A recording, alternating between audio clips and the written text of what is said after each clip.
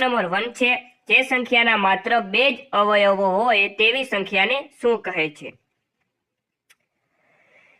જે સંખ્યાને માત્ર 2 જ અવયવો હોય, જે સંખ્યાને માત્ર 2 જ અવયવો હોય તેવી સંખ્યાને અવિભાજ્ય સંખ્યા કહેવામાં આવે છે. કેવી સંખ્યા? અવિભાજ્ય સંખ્યા. નેક્સ્ટ ક્વેશ્ચન, સૌથી નાનામાં નાની પ્રાકૃતિક સંખ્યા ખાલી જગ્યા છે. સૌથી નાનામાં નાની પ્રાકૃતિક સંખ્યા 1 છે. સૌથી નાનામાં નાની પ્રાકૃતિક સંખ્યા 1 છે, ખાસ યાદ રાખશું.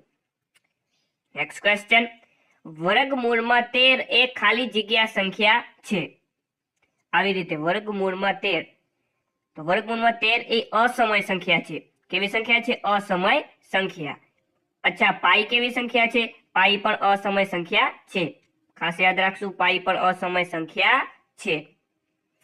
નેક્સ્ટ ક્વેશ્ચન, -5 અને 5 વચ્ચે આવતા ઘન પૂર્ણાંકોની સંખ્યા કેટલી થાય?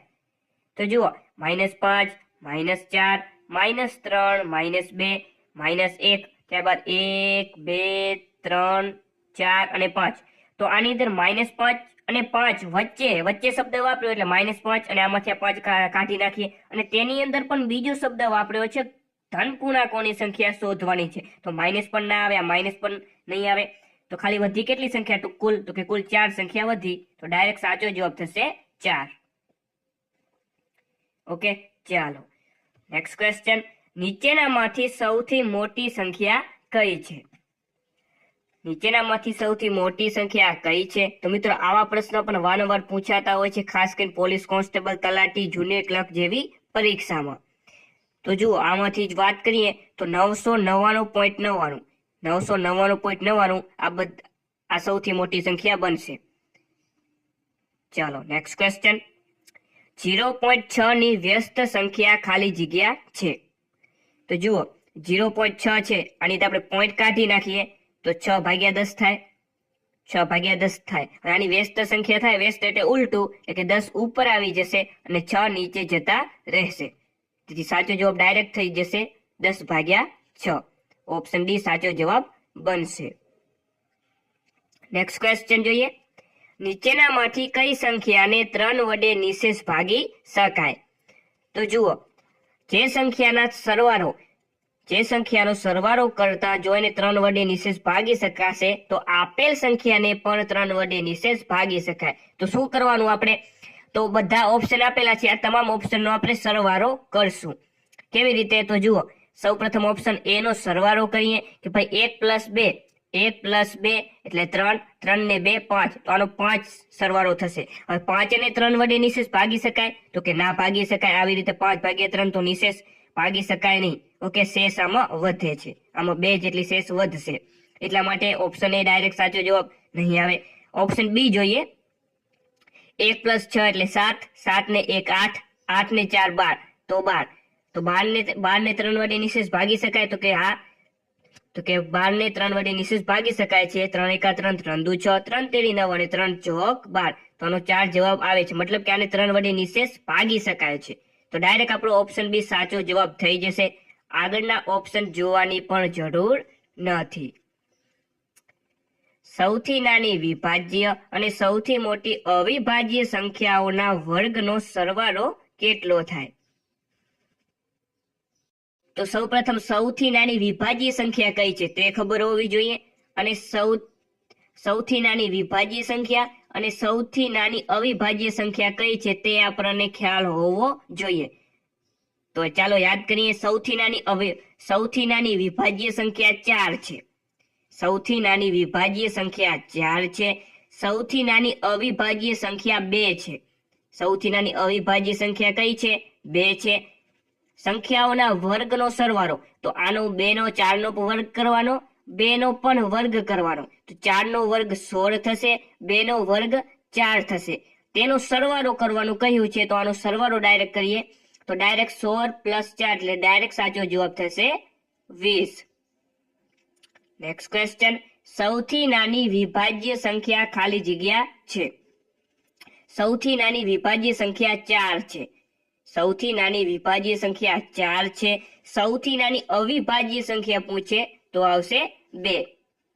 નેક્સ્ટ ક્વેશ્ચન, ખાલી જગ્યાને માત્ર એક જ અવયવ છે. તો એકને માત્ર એક જ અવયવ છે. નેક્સ્ટ ક્વેશ્ચન, દ્વિઘાત સમીકરણ માટે ખાલી જગ્યા હોય તો તેના બીજ સમાન હોય. તો ડી બરાબર 0 હોય તો તેના બીજ સમાન હોય. ઓકે, ખાસ અગત્યનો પ્રશ્ન, ઘણી બધી વખત પૂછાઈ ગયેલો ક્વેશ્ચન છે. ચાલો નેક્સ્ટ ક્વેશ્ચન, 4332 ને નાનામાં નાની કઈ સંખ્યા વડે ભાગવાથી તે પૂર્ણ વર્ગ બને? તો તેને 3 વડે આપણે ભાગશું તો તે પૂર્ણ વર્ગ બની જશે. નેક્સ્ટ ક્વેશ્ચન જોઈએ, એક સંખ્યાના 10% બરાબર 10 તો તે સંખ્યા કઈ હશે? ચાલો, તો એકદમ સિમ્પલ ક્વેશ્ચન છે. એક સંખ્યા એટલે ધારો કે આપણે એક સંખ્યા x છે, x ગુણ્યા 10% આપણે કાઢી નાખીએ તો ટકા એટલે નીચે સોરલ લખવા પડે. ફરીથી નાનો શબ્દ ગુણાકાર થાય. 10% 10 ભાગ્યા ટકાને કાઢી નાખીએ એટલે 100 બરાબર 10 થવા જોઈએ. તો આમાંથી ઉપરની 2 શૂન્ય કાઢી નાખીએ, નીચેથી પણ 2 શૂન્ય ઉડી ગઈ. તો x બરાબર 10, 100 સામે જતા રહેશે એટલે ગુણાકાર થશે. તો આવી રીતે થશે. તો x બરાબર 1000 ડાયરેક્ટ સાચો જવાબ બનશે. તો ઓપ્શન ડી આપણો સાચો જવાબ થશે. નેક્સ્ટ ક્વેશ્ચન, 625 ને કેટલા વડે ગુણવામાં આવે તો તે પૂર્ણ વર્ગ સંખ્યા બને? જે 625 છે તેને જો આપણે 25 વડે આપણે ગુણશું તો તે પૂર્ણ વર્ગ સંખ્યા બનશે. નેક્સ્ટ ક્વેશ્ચન જોઈએ, -3 અને 4 વચ્ચે આવતા ઘન પૂર્ણાંકોની સંખ્યા કેટલી થાય?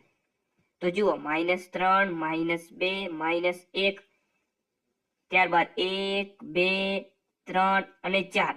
આમાં વચ્ચે શબ્દ વાપર્યો છે એટલે આ 3 પણ નીકળી જાય, 4 પણ નીકળી જાય. ઘન પૂર્ણાંકોની સંખ્યા કીધી છે એટલા માટે માઇનસ તો લખવાના ના હોય. તો હવે કેટલા અંક વધ્યા? ટોટલ 3 અંક વધ્યા.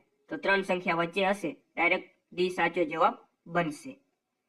નેક્સ્ટ ક્વેશ્ચન જોઈએ, 1 થી 100 સુધીમાં એકડા કેટલા આવે? 1 થી 100 સુધીમાં એકડા કેટલા આવે? તો ખાસ યાદ રાખી લેશું, 1 થી 100 સુધીમાં ટોટલ 21 એકડા આવે. ટોટલ 21 એકડા આવશે. અચ્છા, બીજો શબ્દ પૂછાય કે ભાઈ 1 થી 100 સુધીમાં 0 કેટલી વાર આવે? 1 થી 100 સુધીમાં 0 11 વખત આવે, 1 21 વખત આવે. 1 કેટલી વખત આવે? 21 વખત આવે. તો ખાસ યાદ રાખશું. ચાલો નેક્સ્ટ ક્વેશ્ચન જોઈએ, બે સંખ્યાનો સરવાળો 25 અને બાદ બાકી 9 છે તો તે સંખ્યાઓ ખાલી જગ્યા અને ખાલી જગ્યા છે. મતલબ કે સિમ્પલ ક્વેશ્ચન, કોમન બુદ્ધિથી આપણે જોઈએ કે સરવાળો 25 થવો જોઈએ અને બાદ બાકી 9 થવી જોઈએ. તો ઓપ્શન ઉપરથી ડાયરેક્ટ આનો જવાબ આપણે જોઈએ. તો જુઓ, સૌપ્રથમ 15 + 10, 15 + 10 એટલે સરવાળો 25 થઈ જશે. સરવાળો 25, આ 15 + 10 કરો તો તમારો સરવાળો 25 થઈ જશે, પરંતુ બાદ બાકી 9 થવી જોઈએ. તો 15 - તમે 9 કરો, 15 - 10 કરો તમે, તો બાદ બાકી તો 5 થાય છે, 9 થતી નથી. એટલે ઓપ્શન એ ડાયરેક્ટ સાચો જવાબ નહીં આવે. ઓપ્શન બી ચેક કરો, 17 + 8 એટલે 25 થશે. 17 + 8 એટલે 25 થશે, પરંતુ 17 માંથી 8 તમે બાદ કરો, 17 માંથી 8 તમે આવી રીતે બાદ કરશો તો તમારો 9 જવાબ આવશે. તો કેટલો જવાબ આવશે? આપણો 9 જવાબ આવશે. એટલે ઓપ્શન બી આપણો ડાયરેક્ટ સાચો જવાબ થઈ જશે. મને અહીં શું કહ્યું છે કે બે સંખ્યા હોય, સરવાળો 25 થવો જોઈએ અને બાદ બાકી 9 થવી જોઈએ. તો આ સંખ્યાનો 17 + 8 એટલે સરવાળો 25 થઈ ગયો. તો કે હા ભાઈ થઈ ગયો. 17 - 8 સરવાળો 9 બાદ બાકી 9 થઈ ગઈ. તો કે હા ભાઈ થઈ ગઈ. તો ડાયરેક્ટ સાચો જવાબ આવી ગયો. ચાલો નેક્સ્ટ ક્વેશ્ચન જોઈએ, 1 થી 100 સુધીની સંખ્યાઓ લખવામાં આવે તો કુલ કેટલા અંકોની જરૂર પડે? તો ખાસ યાદ રાખી લો તમે, અને મોઢે યાદ રાખી લો કે ભાઈ 1 થી 100 સુધીની જો સંખ્યા લખવામાં આવે તો કુલ 192, ટોટલ 192 અંકોની જરૂર પડે. નેક્સ્ટ ક્વેશ્ચન જોઈએ, 294 ને ઓછામાં ઓછી કઈ સંખ્યા વડે ગુણવામાં આવે તો પૂર્ણ વર્ગ થાય? તો તેને 6 વડે આપણે ગુણશું તો તે પૂર્ણ વર્ગ બનશે. કઈ રોમન સંખ્યાનું મૂલ્ય 19 છે?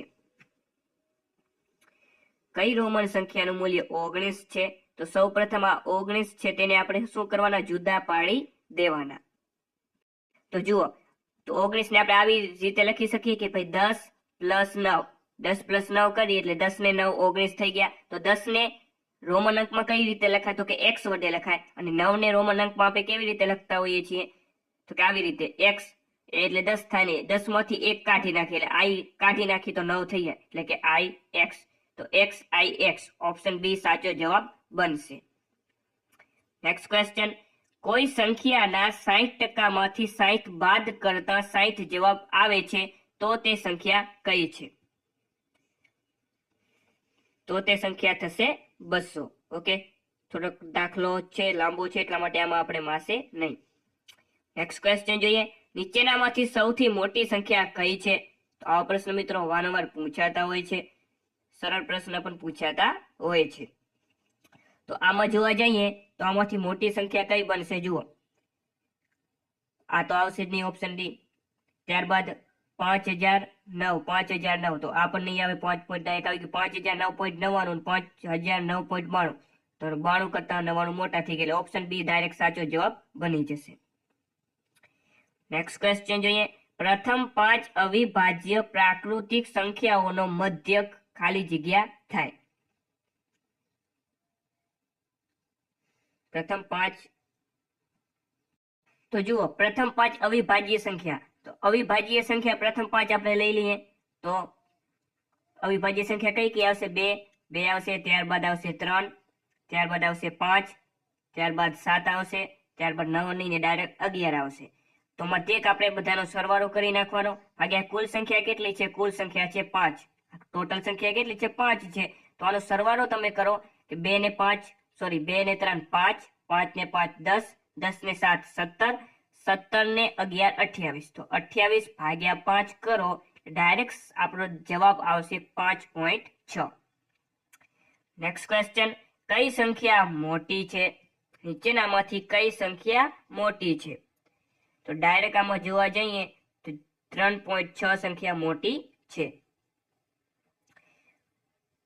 ચાલો, આજનો આપણો છેલ્લો ક્વેશ્ચન છે કે ભાઈ 2197 ના ઘનમૂળનો એકમનો અંક ખાલી જગ્યા છે.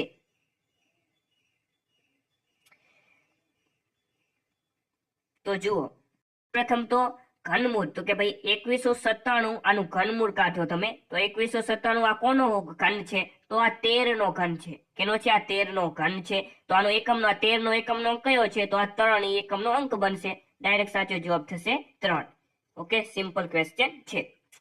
તો મિત્રો, આ હતા ગણ્યા વગરના ગણિતના ટોપ 25 MCQ ક્વેશ્ચન. આવી રીતે આપણે આ સિરીઝ ચાલુ રાખવાના છીએ. ઓકે, વિડીયો સારો લાગ્યો હોય તો અવશ્ય તમારા મિત્રો જોડે શેર કરજો. ટેલિગ્રામ ચેનલમાં જોડાવવું હોય તો નીચે ડિસ્ક્રિપ્શનમાં લિંક આપેલી છે. તો ફરીથી મળીએ નવા વિડીયો સાથે. ત્યાં સુધી જય હિન્દ, વંદે માતરમ.